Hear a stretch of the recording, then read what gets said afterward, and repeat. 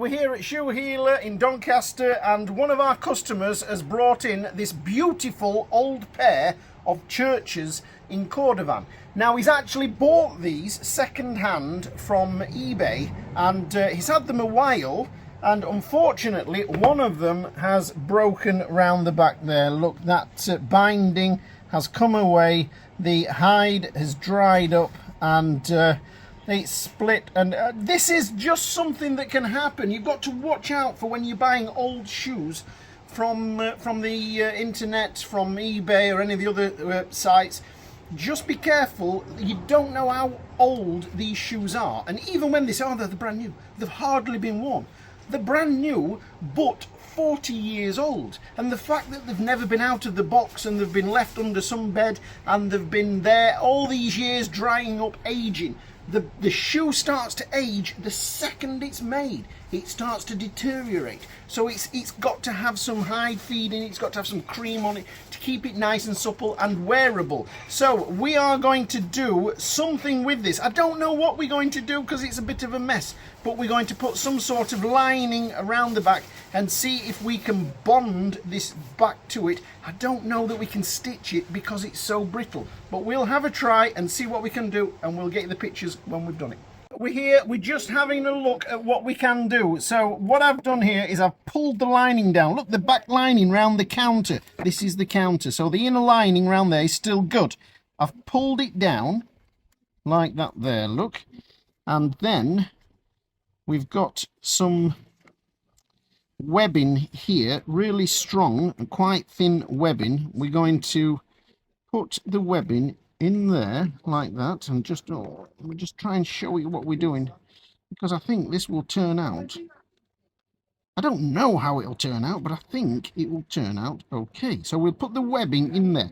What we're going to do is we're going to rough all this area up inside so that this leather on the binding will stick to this webbing. Of course, we don't have binding or anything like that. That's what the manufacturers have, but I still don't think churches would want to do this repair. Bond all this back together and then stitch it where we can, and you just see that little bit of webbing there. We'll do some pictures when we've done them and see how. The most important thing though, what we've done with this gentleman, we sold him another pair, so the closest we have to them are these Trickers. These are churches, these are Trickers. So this is a beautiful Trickers. This is actually, it's not Cordovan, this is a Bookbinder leather, high shine leather, but it looks lovely. Slightly different shape, of course, but it's the nearest we've got to them. Now, unfortunately for this customer, the size is just a little bit out. This is a 6.5, and the gentleman's a 6 1/4. So what we've done is we've put an insole inside the shoe. I'm just going to lift it out now carefully with these scissors.